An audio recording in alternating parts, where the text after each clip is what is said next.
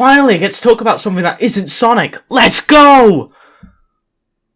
What are you talking about? That was just a fluke. So, after waiting 5 years to see Harry Osborn be released from that tank and truly release those 19 inches of venom, Marvel Spider-Man 2 is finally released. Obviously not to be confused with Spider-Man 2 the video game, Spider-Man 2 Enter Electro, or the Amazing Spider-Man. We don't talk about that one in our household. But with Insomniac Games having 2 critically acclaimed Spider-Man games already made, how do you top yourself? How does this become your best Spider-Man game yet? That's not even mentioning the tons of Spider-Man games of yesteryear. Well, in my opinion, it's not really as simple as they did succeed or they didn't. We've really got to dig in and see all the elements that makes this game tick, and truly see, in my opinion, what makes Marvel Spider-Man 2 Insomniac's best and worst Spider-Man game.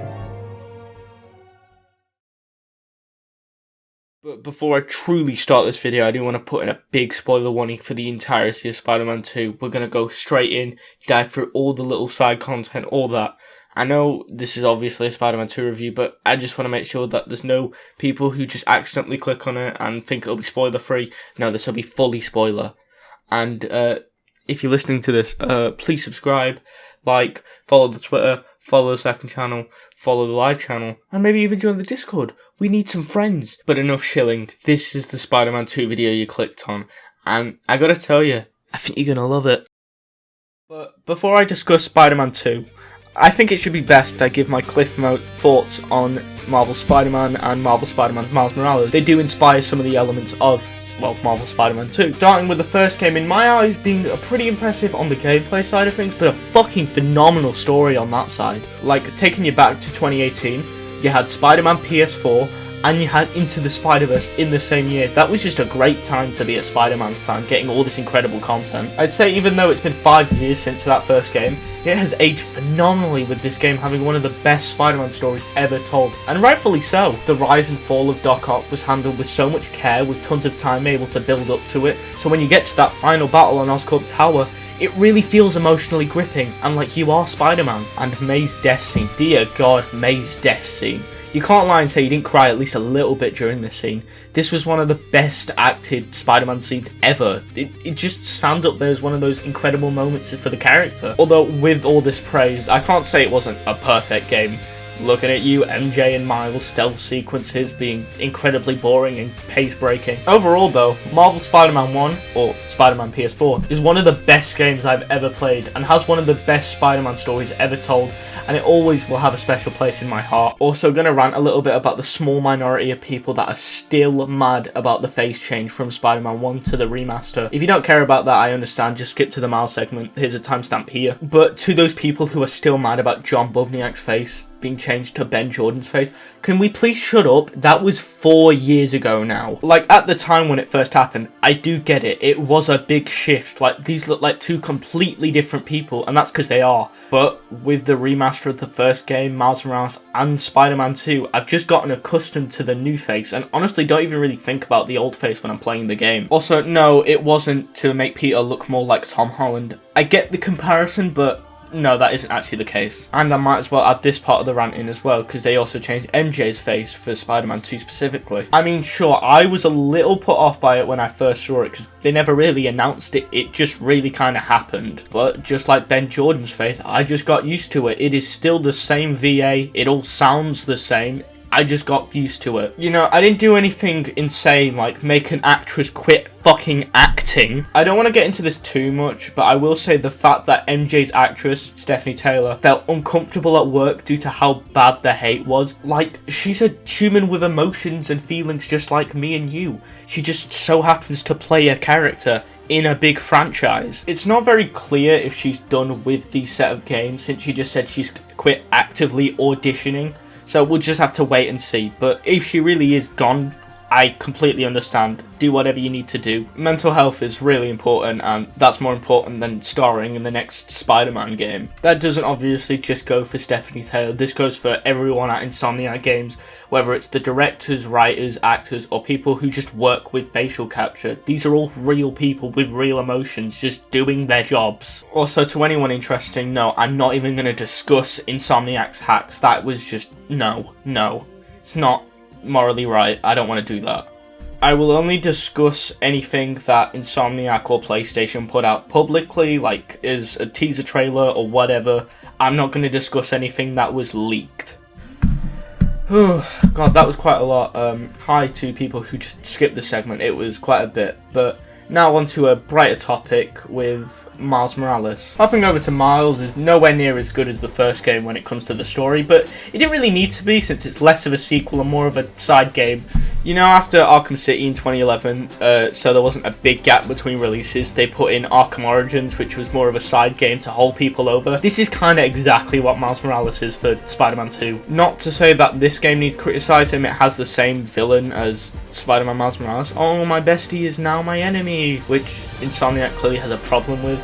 But on that story side of things, it definitely picks up with the Friendly Neighborhood Spider-Man side missions. It's just nice seeing Miles help his community out in Harlem. It's just small-scale Spider-Man stuff that I always just enjoy. Although on the gameplay side of things, I'd say it's a pretty big improvement, not being sequel-level improvement, but more quality-of-life fixes, you know, just some small things. Overall, Miles Morales isn't nearly as good as Marvel Spider-Man. It is still just a really great game overall. So, now that we're officially talking about Spider-Man 2 now, there's no better place to start than with gameplay, and because it's a Spider-Man game, there's nowhere else better to start than with the Traversal. So, just remember everything I said about the last two games. Yeah, throw them out the window, because Spider-Man 2 does it better in literally every single way. I believe now that there's a swing assist feature which allows you to just have complete momentum-based swinging. This makes Marvel Spider-Man 2, in my opinion, have the best traversal of any Spider-Man game, no doubt. I mean, the first game's swinging, sure, was addictive and fun, but overall, it really was just a bit easy. All you're having to really do was hold R2 and you'll be good to go throughout the entire game. Miles didn't improve on the fundamentals, more adding more flow, more tricks, using your Venom powers for a dash and a jump, just making it a little bit more fun and different when you're swinging through the city. Now, cut to Spider-Man 2, we have all the pros of Miles' game, but a swinging assistant that goes from 10 to 0. When you boot up the game, the swinging assistants will just automatically be at 10. That's more or less the same assistance that you were given in Miles in the first game, but the lower you put down the swing assistants, the less it'll hold your hand, and you've kind of got to do it on your own without that help. Throughout my playthrough for this video, I kept my swing assistants at 0, and I honestly just really enjoyed it. I do think there is some flaws, like sometimes if you just a little inch on the floor, you'll just instantly be put on the floor and you can't really like pick yourself up from it. But just switching it to 1 on the swinging assistant bar allows that magnet to where you're not instantly going to hit the floor. But Traversal doesn't stop with swinging. We have the newly acquired web wings added to our Traversal system. This obviously comes in handy with the new map areas being Brooklyn and Queens, not having so many tall towers to swing from and being a bit more suburban. I did see some criticism before the game came out that it was like taking away from the web swinging, but I could say anything but that. The web wings never really took away from web swinging, more being actually an extension of web swinging. Based on how they work, more where you can switch between them on the fly, so you can go from web swinging to web wings to web swinging to web wings just in an instant. It makes it less feel like it's taking away and more like an assistant. That's not even mentioning some small little extra things like being able to spin in a loop-to-loop, bring a tether around corners, stuff like that. It just makes it a lot more fun to swing around. Combat, on the other hand, has had a complete overhaul with a fucking genocide of gadgets. I know this was a thing in Miles, but that game had loads of Venom abilities, so I wasn't even really using the gadgets in that game. But when I'm playing as Peter, and in the first game I had like 8 gadgets and now it's cut down to 4, I can really feel that change. Also, the choices are really bizarre, like we're gonna cut the web bomb, but we're gonna keep the suspension matrix. Obviously, that's not even bringing up Miles' gadgets, which have all been gone except the web grabber. I know the whole weapon wheel was a big criticism of the first game, but if you kind of look at like a Ratchet and Clank game where you're switching between weapons, I didn't even really hate it that much. I'd say in the next game, to get the best of both worlds, we have loads of gadgets, but you can only have 4 in a battle. I think that makes it a little bit more fair. Now, the whole reason that some of these gadgets were cut out were for these new special ability powers. Now, you'd think because they cut out so many gadgets, I wouldn't even really like the powers, but that wouldn't be far from the truth. I love these powers. Both Miles and Peter have 2 different types of abilities, with Miles being his Venom powers from his own game and some new blue electricity. If anything, it just makes the orange Venom look really quaint in comparison, like oh yeah, I can punch someone with the orange one, but with the blue one I can fucking teleport. Although on the other side of the coin, Peter's are quite different, being some newly made iron spider arms, which makes sense for this Peter with all its history with Otto, but it does kind of feel weird to go from web gadgets to full on extra limbs. Maybe that's due to a lack of a story reason, because the blue electricity comes from Lee, so this one just kind of pops out of nowhere, not really explained. But apart from the extra arms, we now have symbiote tendril powers from when you get the black suit, which I cannot lie, I prefer them immensely due to how destructive these powers are. Like when you've got the iron spider arms, just whacking people, pushing them up in the air, flinging them to a wall, pretty harmless all things considered. But then when you get the black suit, it's all like,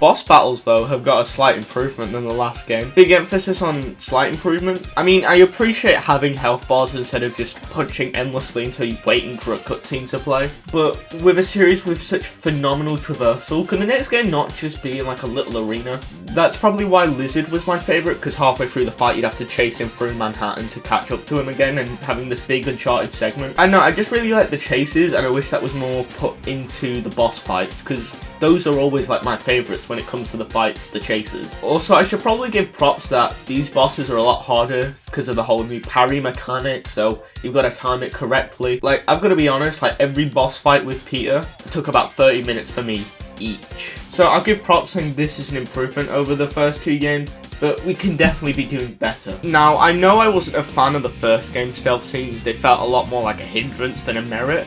But I feel like MJ segments in Spider-Man 2 are the exact opposite. I mean, yeah, they're not as fun as fighting gigantic beasts through the streets of New York, but saying it isn't fun to be this reporter with a gun wedding up enemies and taking them down with ease isn't fun as hell. I'd say comparing it to the first game's objective was always don't get caught and that's all. So if you are in the line of sight, even for a second, it'll restart you to your last checkpoint and feel like it's a more of a hindrance than an actual merit. But this game kind of allows you for more experimentation. So if you're potentially seen by an enemy, it's not be all end all, you go back to the start. It's now you get to redeem yourself and maybe even sneak up and take them down. Also, the areas are just a lot bigger in scale, so there's more movement, so obviously more experiment, more environment, which is always fun. Literally all they did was give her a gun and I enjoyed it more. I wish that worked for a different character, although before everyone considers clicking off, it's probably best to discuss what everybody always wants to hear about, well, the suits. Since we have both Peter and Miles as fully playable characters, it's understandable to make some cuts and not to expect every suit from the last games to make it here. Luckily though, I feel they kept most of the fan favourite suits, which there is a big emphasis on most, because I do feel like there is some weird removals worth discussing. Like,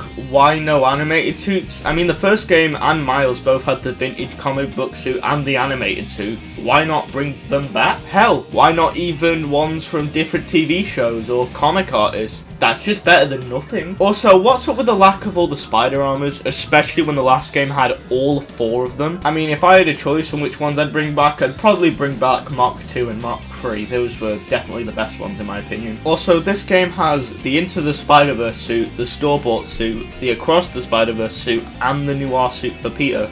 But no Peter B. Parker?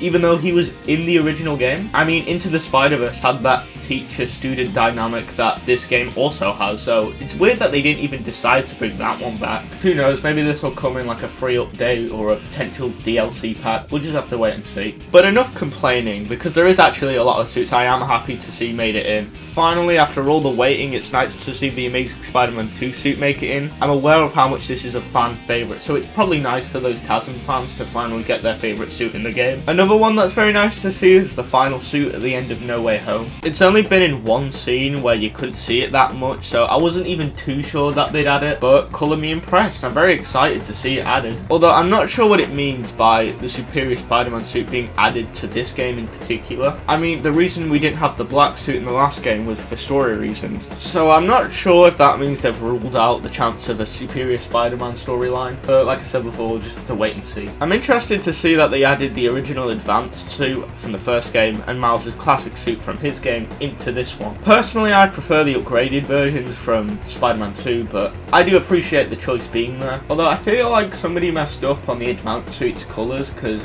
it looks a lot worse than it did in the first game. Also, I should mention that a lot of suits except movie suits have 3 extra colour variants, which I do appreciate due to fixing some suits, which I do like but just had an off colour palette. Props though for adding the black version of the 2099 suit. I know a lot of people were happy about that one.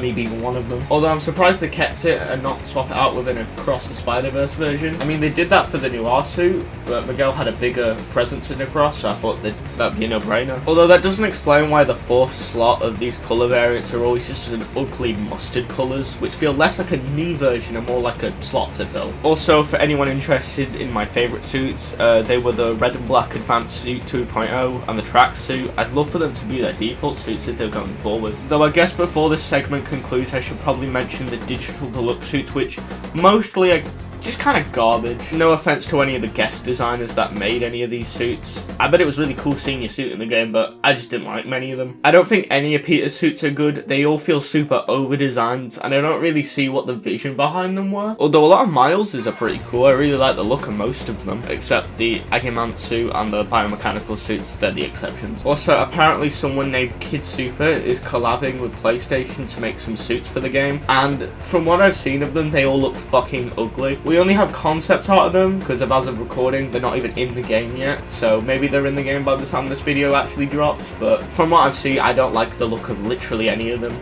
Also, just a small thing, but can we credit the people who made some of the comic suits in this game? I know the Guardians game did it and that was on a lower budget than this, so can we add it in a future update? I'm obviously not asking for much, just put in who made the design and maybe the first appearance of said suit. That's all I'm really asking for. Although I did forget to talk about my favourite suit, the Raimi Black suit. Let's go! Going on to the technical side of things, I've got to be honest when I say that this game is a technical achievement, and even saying that is a bit of an understatement. All my gameplay footage was captured on performance mode, which prioritises a consistent 60 frames per second over graphical fidelity, but I was still blown away on how good this game looks even on performance mode. I'm not sure how well the graphical qualities of this game will be noticeable through a compressed YouTube video compared to running natively on a PlayStation 5, but please just take my words on it when I said this is one of the most gorgeous games I've ever played. I mean, you already know it's a technical achievement when something like Miles being thrown halfway across the city and bouncing right back in seconds is like 20 minutes into the game. Although what comes with great graphical capabilities also come great frustrating bugs. Of course every game is going to have their fair share of bugs now and again, but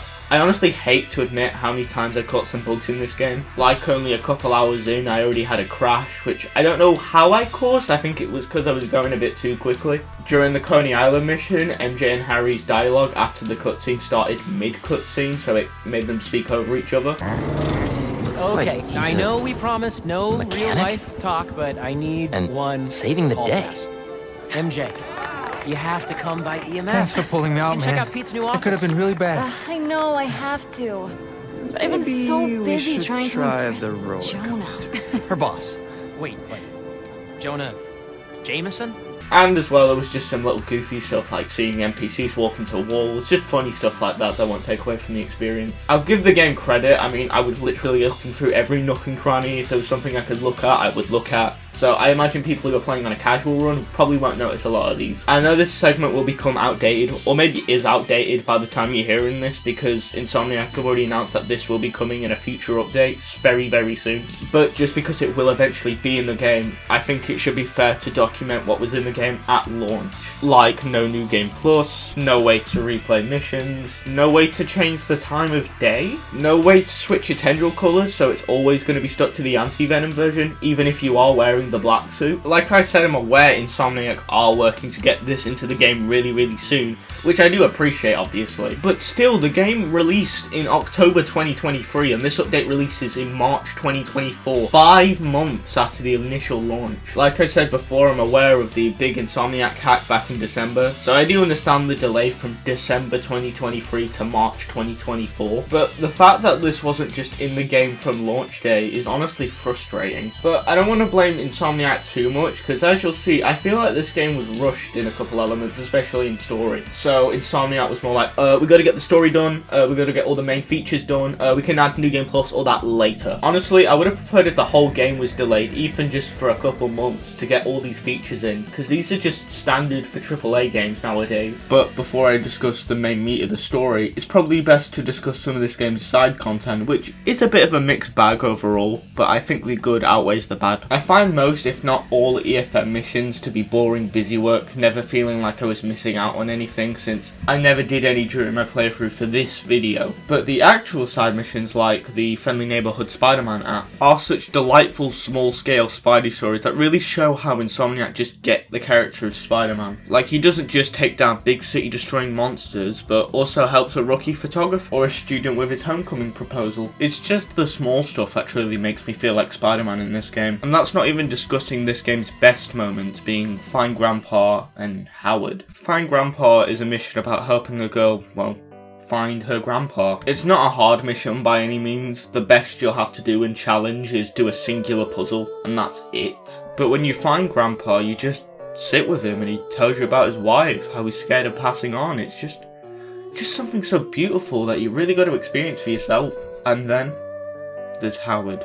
Truly one of the best side quests this game has to offer. Hell, one of the best moments this game has to offer. It is just that good. I was originally going to talk more about Howard, like I did with Find Grandpa, but I don't know, there's something about it that just makes me feel you just gotta go in blind, experience it for yourself. The fact that you can just completely miss this in your playthrough is honestly shocking. This is literally so good, I feel you should play it, no matter what you're doing. I may criticise this game for a lot of things, but when I play it again, I remember scenes like Howard or Find Grandpa, and I truly remember just how great of a game this can be at times. Although to more light-hearted topics, I thought the Flame side quests were a really nice small-scale street-level quest, with Yuri from the first game officially donning the Wraith persona and taking justice into her own hands. I wonder if some people are just dead-ass confused when they play this if they never played the first game's DLC, because Yuri just goes from your best pal to your new enemy. But the big conclusion to these quests is that the leader of the Flames is revealed to be none other than Cletus Cassidy, aka Carnage. Like I said, this is the end of the side quest, so he doesn't turn into Carnage, only getting the symbiote. But by the way the side missions end, it never feels like a conclusive note, more like a to be continued in a future DLC or the next game. But whatever's next for Cletus or Wraith, I am very much looking forward to. I mean, Cletus literally lit Spider-Man on fire. Who does that?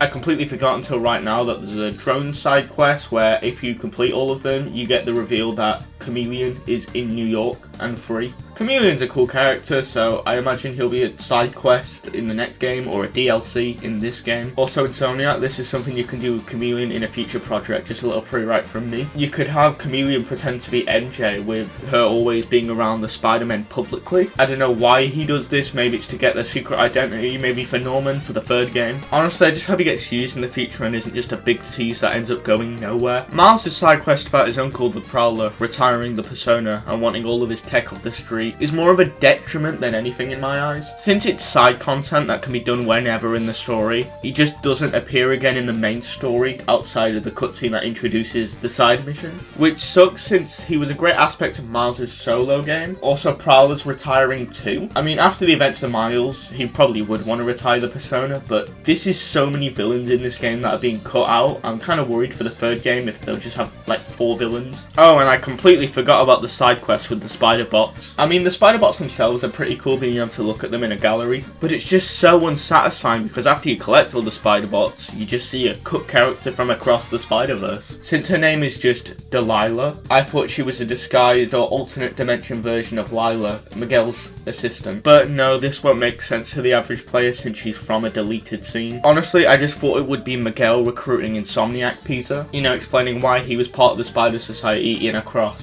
But you never know, maybe she'll appear in Beyond the Spider-Verse in 2027, who fucking knows. Now getting onto the main story, and you know, when a big Famio game is balanced, it's kinda ironic how unbalanced the pacing of this game's story truly is. By looking at websites like How Long to Beat and stated by people at Insomniac, Spider-Man 2 is just as long as the first game, which if anything should have been seen as nothing but a bad idea, mostly because of how many plot points this game has compared to the first game. What I mean by this is in the first game, the main character was Peter, with you playing as Peter for the majority of the game, with you needing to switch to MJ and pre-bit Miles every so often. Now cut to Spidey 2, and now we have Peter and Miles as two Spider-Men with their own completely set of side characters and their own set of plot points and character arc. It's just a lot of story to squish into that around 7 to 10 hour mark. I think the worst part about making this game just as long as the first is it makes Miles' revenge arc with Martin Lee, which, bear in mind, is an incredible arc and I think is done incredibly well, is still very shafted since the game treats it kind of more like a B-plot that they'll sometimes come back to. To be fair, you could honestly say that for Miles as a character, because during the whole symbiote arc, which is Peter-centric, Miles just kind of feels like he's there and not really doing anything. It's made pretty clear that it clearly sees Peter as the central protagonist, with Miles kind of being on the back burner a lot of the time. I also just feel the game suffers from really bad pacing, which is a problem I'll get into further. Like, the first act was decently long without overstaying its welcome and was a pretty good start to the game. Then when all the Black Suit stuff kicks off in Act 2, it feels like Peter has a complete 180 from his upbeat normal self to a rage-bitter symbiote self in the Spider-Man mission. If we take it out before, then we'll lose the antidote. Oof. Sounds like it's gonna be a while. You hungry? I could go get a pizza. Let's go, man, before he gets too far. No. He's mine. You sure? He's got big teeth. So do I. Then all the Venom chaos starts in Act 3 and it's over before you know it. Hell, the reason it took me 4 hours is because I got stuck on the Venom and Scream boss fight for like an hour each. I don't honestly think that the story itself is bad or that Insomniac is lazy or anything. I just think that this game needed a little bit more development time to let all the big plot points breathe instead of having them one after the other. Although, to go to the positives for a bit, I think Harry is a great character that they add to this game. Harry is an incredibly important character to this game and I feel that they do an extremely good job with him, and is probably my favourite interpretation of this character. I like how he's not a snivelling dweeb always looking for his father's approval, but just a chill dude that likes science like Peter, and the chemistry between the two makes it understandable why they are friends, which I feel some adaptations lack. Like, you're really telling me these two have been friends since childhood? They just make Harry so damn likeable. You'd want to be friends with this guy, and I get why Peter wanted to pursue Emily May with his best friend. They both have the same motivations on making the world a better place. I also feel they took criticism from Finn, since instead of the flashback being at the end of the game, they make it the first thing you do with Harry, so it makes it feels like when you return back in the final boss, it's more full circle. I also just love the way Peter and Harry's friendship is portrayed, very vulnerable and human. Like, it's not trying to make them overly masculine dudes with a case of the not gays, and trying to make them people who just love and care for one another. Something that was surprising but loved was them adapting Harry into Agent Venom for a bit, with him being an adrenaline pumped rookie with his first day on the job. Wish he got to be Agent Venom for a little bit more, because they just go straight to giving Peter the Black Suit, but no.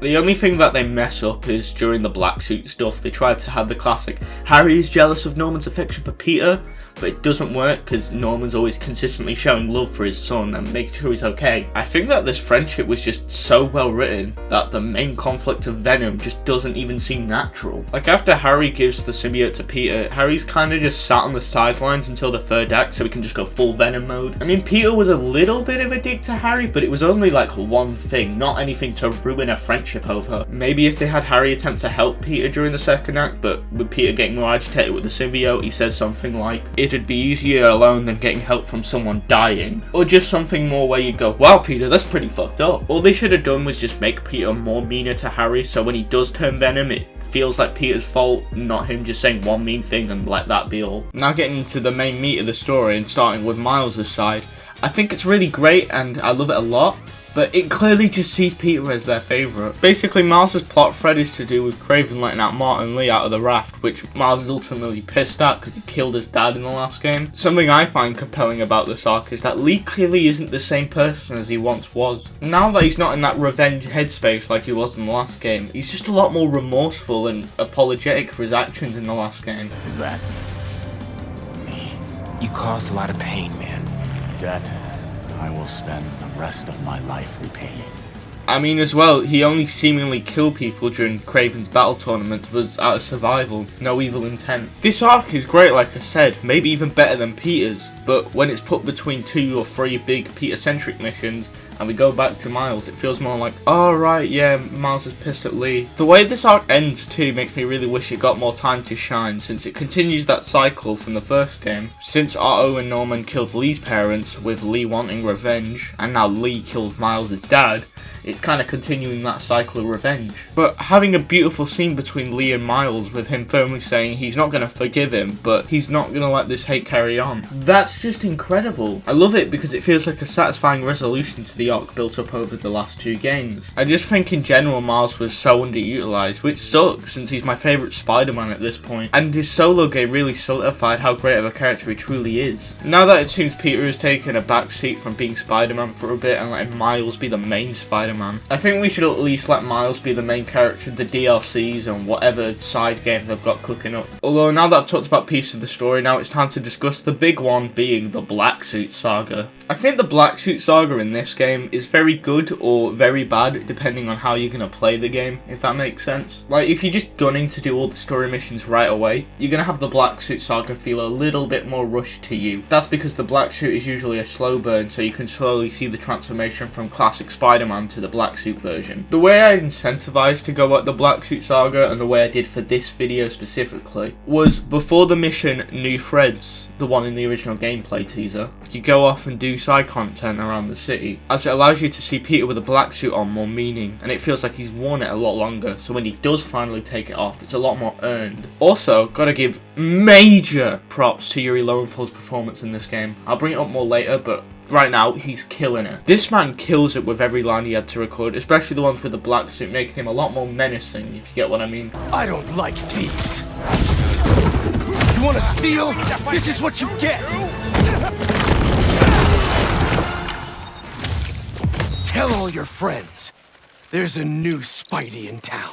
Also, I know this is just bias talking, but the fact that Miles is also interfering with this makes it a lot more interesting and unique to most Black Suit stories. Don't know if this is a hot take, but I find this game's version of the Black Suit to look really cool, as it makes the flesh look more alive with the symbiote. Don't know if I'm totally on board with some of the decisions, like the back of the head kind of looks like a weird armor thing, and some weird lines across the mask. But since Peter sees the suit originally as nanotech, it kind of makes sense it goes for that more armor-esque design. Also, just making it more alive makes it funnier when Peter actually finds out it's an alien. I think for how Black stories go, it at the very least hits all the main checkpoints and iconic moments for every Black Suit story ever. You know, like using a church bell to remove the symbiote, ripping the Black Suit off to see the red and blue, the symbiote using Peter's body at night, oh, and Peter telling all his friends to piss off. I do believe no matter how wonky the pacing of this saga is, if they nail that ending, then it's a good adaptation in my eyes. The way this game portrays it is having Miles fight a corrupted symbiote Peter, which honestly, like I said, I love Miles, that's really cool. Now yes, the fight is one of the highlights of the game,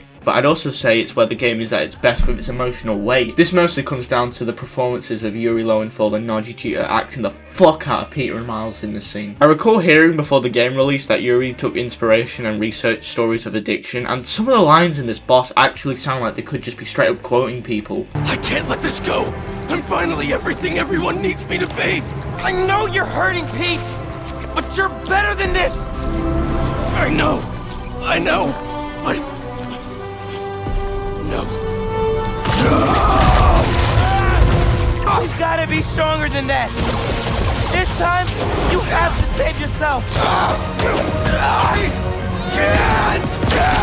And the piece that made this boss stick the landing, in my opinion, isn't by forcing Peter to remove the symbiote. I mean, sure, Miles ringing the bell gave him the opportunity, but Miles said it himself. This time, you have to save yourself! I also just love how ripping off the symbiote is a quick time event, really making us feel like Peter ripping off the black gunk to reveal the classic red and blue. In the end, the Black Suit Saga isn't paced out the greatest, but where it really matters in those key events, Insomniac knock it out of the park and truly makes those sequences some of the most memorable parts of this game, and overall, in my opinion, made a phenomenal version of the Black Suit Saga. Now that the first 2 acts of the game have been discussed and have more or less been dancing around the biggest issue this game has to offer, I think I'm ready to dive into the biggest mess, that is the 3rd act, and where else better to start than the brand new antagonist for this act of the game, being Venom. Now, Venom was obviously one of the most hyped parts of this game due to a bunch of factors. The first, obviously, was because he was teased in the post-credit scenes of Spider-Man 1. Secondly, he was a big part of this game's marketing campaign. I mean, the end of the reveal trailer for Spider-Man 2 ended with an ominous reveal of Venom. And finally,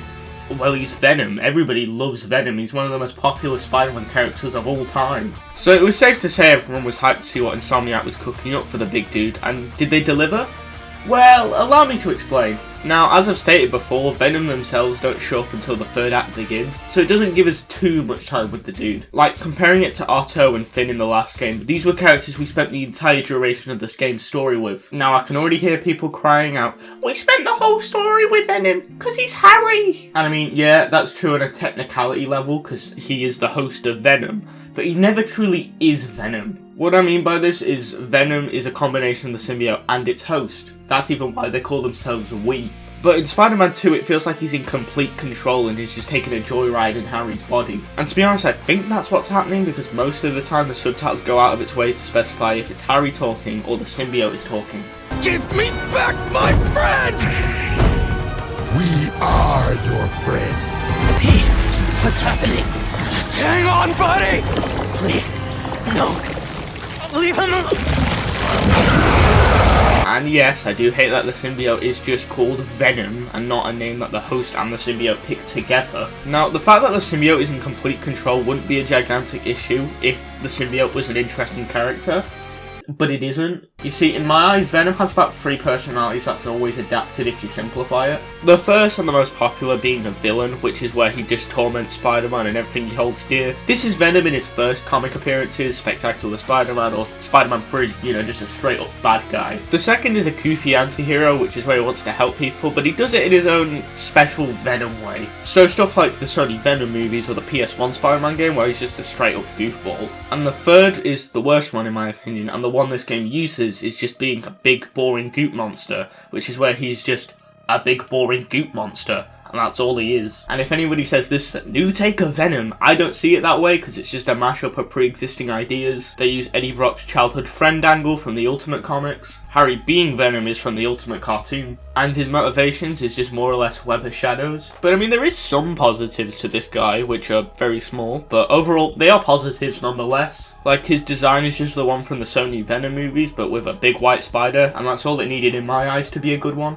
The fact you get to play as him, even just for a single mission, is one of the most memorable sequences of the game. Overall, I feel that Venom just needed some more time to really make him memorable, since there definitely are moments which you can see, but they just never really act on it. I mean, after Tony Todd said that 90% of his dialogue he recorded for the game got cut out in the final release. That also doesn't help the allegations that this was pushed out the door by PlayStation, but that also makes me wonder if Venom would have been a better character if all this dialogue was put in the game. But since Insomniac keeps saying they'll make a Venom game if the fans want it, tell me that Venom may evolve in a future game, probably going from an evil goop monster to the lethal protector, and I wouldn't be surprised if they changed the host of Venom from Harry to Eddie Brock. Now, I just said only mere minutes ago that the reason I'm not a fan of this game's Venom is due to a lack of time to build them up, and the more you come to think about it, I could say that for the whole third act, because from when Venom shows up in the game until the credits roll, there are only 7 missions. Which, yeah, can sound like a lot, but when each of these missions have big-ass moments, it feels like the third act was just mashed together at the last minute. To prove my point, I'll give a rundown of each mission in the third act and kind of show you how it all feels a bit mashed together. Mission 1, Harry turns into Venom and kills the main villain up to this point. Mission 2, you find out Venom's infecting people with symbiotes. Mission 3, MJ gets turned into Scream and you gotta fight her to remove the symbiote off her. Mission 4, you go into Peter's mind and get the Anti-Venom Suit. Mission 5 is just a cutscene where the map goes full Web of Shadows. Mission 6, you unlock the Adidas Suit and know where the meteorite is. And finally, Mission 7 is just the final boss of the game. You see what I mean when I say so much happened in such little time where you don't have enough time to breathe? I imagine there was a lot more here originally. Like I've been saying throughout this video, this game in a lot of areas can feel a bit rushed.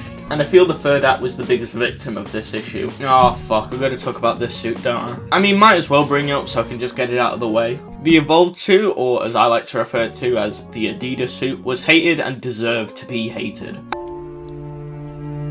What the fuck are you wearing? It's time for a Miles Morales original, you know? One of one. That shit's ass, bro. I don't hate the suit itself that much. I definitely think there are worse suits in this game than this suit. If it was an optional suit I could choose on my own terms, I'd probably like it a lot more and it probably would have been received a lot better, but the fact it shows up like it's Miles' endgame suit just rubs me the wrong way. Like, calling this suit a Miles Morales original is just such a cop-out because outside of the mask, there is nothing that screams that this is Miles Morales' suit. Hell, this looks more like a Peter Parker suit with that colour palette with the red and blue. I'm not going to go too hard on Insomniac because it feels more like a Sony higher-up decision which was out of their hands, and wouldn't be a surprise if that were the case. I mean, this suit is literally an ad for a top, a leggings and some shoes. Overall, I don't care that much about the suit itself, so just don't treat it as character development. Ready to get started. There we go, much better. Now, before I get into the final battle of this game, I should probably discuss the upgrade Peter gets, being the Anti-Venom Suit, and I'm pretty mixed on it, to say the least. Like, I think it was cool how all the pieces were there beforehand compared to the Adidas Suit, and having it set up a little bit before, making it less feel shoehorned. Like, since Peter's skill tree split into two, one for symbiote tendrils and the other thing for iron spider arms, and since the black suit stuff, you'd obviously prioritise those tendril powers. When the black suit's removed, you're a lot weaker now because the iron spider arms have been neglected for such a long time. So it feels like it made you not feel like a complete idiot for prioritising symbiote abilities. But this completely, entirely fucks up the symbiote story. You know, being about addiction and learning you don't need to depend on it. Then a few missions later, the game goes, nah, here's the symbiote powers, which, and I quote, like the voices are gone, but the power is still there.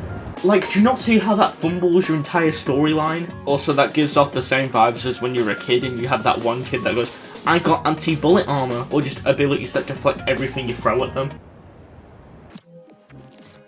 Well, okay, let's be real. If I'm doing it for Miles, I'll do it for Peter. But after all that criticism, we've reached the final mission of the game, which yeah, might feel a bit out of nowhere for this video's pace, but it's exactly how the game drops it on you. I mean, the build-up we get is MJ just saying, meet at Maze to hatch a plan, then boom, final boss time. I mean, the first time I played this, I just went, God, that went quick. But even though it's just started, I already got to criticize that we're forced into these stupid suits. Like, okay, sure, I guess the Anti-Venom Suit makes some sort of sense due to that symbiote remover power, but the Adidas Suit really needs to be forced upon you here. Like, to be completely transparent, I wanted to just use Peter and Miles' traditional suits. Like, the reason I wanted to use those suits was to recreate the CGI trailer, the reveal trailer, and the collector's edition statue, but sadly we're stuck with the Adidas Suit and the Goon Suit until the credits. Hopefully this entire section can be updated with a future patch, but I'm not going to put my hopes on it. But with a little bitching aside, we're now into the actual final battle, which is split into 3 parts, one for Peter, one for Miles, and finally one for MJ. MJ's goes first, and like I said before, I enjoy a new gameplay. It's more experimentation, it's a lot of fun to go through, and I enjoy it a lot. It's weird how both Spider-Men have like Herculean strength, which takes forever to kill these enemies, but MJ just has gun and it takes them down like 10 times quicker.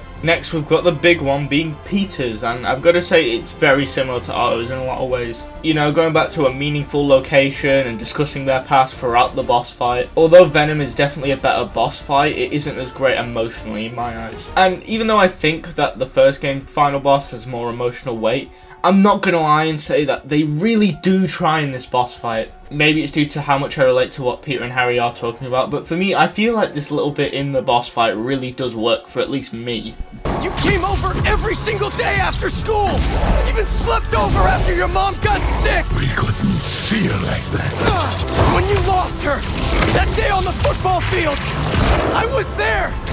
Always have been! But when Venom notices MJ stole that meteorite, he goes full Donny Cates wings and flies all the way over to Emily May to retrieve that meteorite. To be fair, I've neglected to mention that they also steal a lot from Donny Cates' King in the New Black, I think. Haven't read the comic for myself, so I'm not going to say anything, but I have heard it is very similar to what they use in Spider-Man 2. So if that is true, and I think it is true, please can we put them in the credits as well? Thank you. This is where the third section of the fight takes place with Miles versus Venom. Now I gotta be dead honest with you, this is the worst part of the boss fight. Like, MJ's section had the funny gum gameplay and Peter had the emotional weight to carry that boss to make it emotionally gripping. But Miles vs Venom means fuck all because Harry and Miles barely interact throughout the entire game. To make it more clear how many times Miles and Harry have interacted, it is twice throughout this entire game, not including this boss fight. The first meet up was at Coney Island where they pretty much just said hi to each other and that was it. The second time was over the phone where Miles and Harry relate to having dead parents, I guess. So there was absolutely no way this boss fight would work in an emotional sense.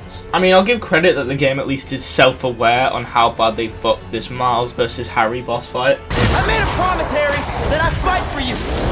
You don't care about us.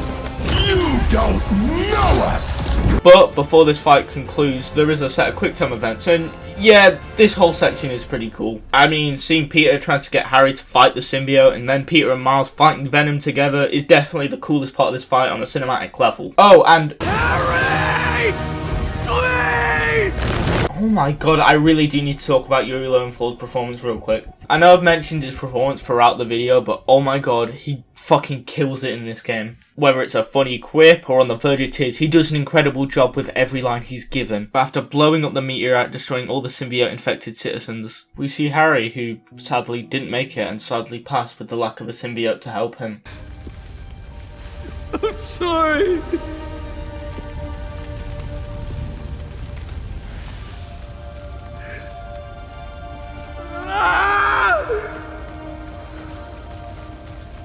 Until Miles, with his blue Venom electric powers, uses them as a defibrillator to bring Harry back to life. This is just such a good scene, man. I love having Miles avoid Peter suffering the same trauma twice, and saving someone he barely knows is just a brilliant subversion of killing him off, which everyone expected. Although, to be fair, if they did kill Harry off here, this would literally be the exact same ending as the first game. But even though this is a better outcome for Harry, he still is in a coma, more or less, putting him full circle from where he started in the game in a comatose state. Obviously, Norman is a bit fucked up by all this, and with no subtlety at all, is pretty much confirmed to be Green Goblin in Spidey 3. Get the G serum ready. ASAP. I don't know, guys, I think he might be the new Big Wheel. But the big bombshell this ending decides to drop is Peter's taking a break from Spider-Man. I think. Obviously, this is all we have of the series for now, so who knows if this is the end of Peter Spider-Man or just him setting out a potential DLC. I'm gonna guess a break, not a full retirement, because Miles says, Go be Peter Parker for a while. as if he's taking a long overdue break and will be back and ready by the time Marvel Spider-Man 3 is out. But in the meantime, it's said that Miles is going to be Insomniac's main Spider-Man, which isn't bad news in the slightest in my eyes. Like I've said throughout this video, I love Miles in this game. One of the biggest criticisms is just how hard he is sidelined, and I want more of him. Seemingly this won't be an issue if he's the main Spider-Man for now, which I presume will last through any potential DLCs and maybe the next side game. Obviously that depends on what that game is, if it's a Miles Morales 2 or a Venom game, but I'm going to imagine it's a Venom game. Obviously, 1, Insomniac said that they might make a Venom game already, and 2, you don't just make a whole new playable character just for one mission. Yeah, I'm aware he disintegrated at the end, but they'll find a way to bring him back somehow. But after the credits roll, we're given 2 big teasers for the next game, being Otto Octavius is teaming up with Norman for the 3rd game, and Cindy Moon aka Silk is joining these set of games. Starting with the first scene, if we take these games into account, I imagine that Otto will be the main villain of Act 1 and Act 2, and Goblin will be the main villain of Act 3. Still, it's nice to see Otto, he's a great character throughout these games, and this one scene still shows that he is still great. Norman, I'm not so sure, he hasn't gone full Goblin insane mode yet, so I'll be patient and wait and see what they do with him in the 3rd game. Silk, on the other hand, is a sweet addition. It's nice to see them not pick the obvious choice of Gwen, since she's way too oversaturated at the moment, and based on how Silk's dad and Rio are seeing each other, I could expect some sibling dynamic in the future, and potentially having Miles become Silk's mentor as Peter was for him. That is if Silk doesn't already have her powers at this point.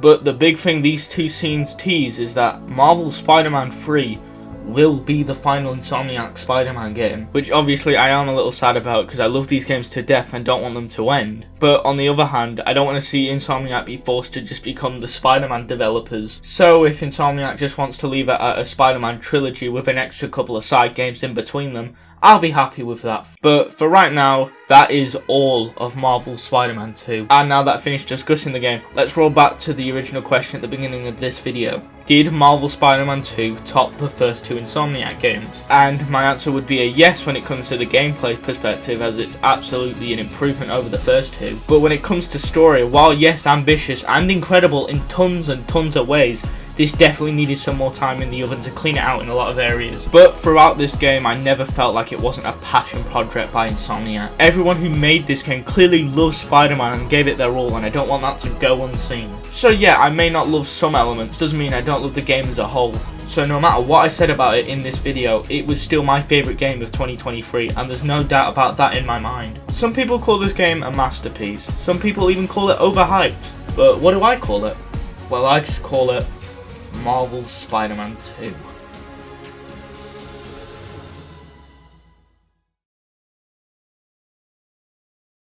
Okay, fine. My most popular video was an edit, so you guys clearly love edits, so you know what? Fuck it. Let's end this video on a bang. Take it away, Timer Graph. I hope I said your name right. There is no way that's enough to make a mind break.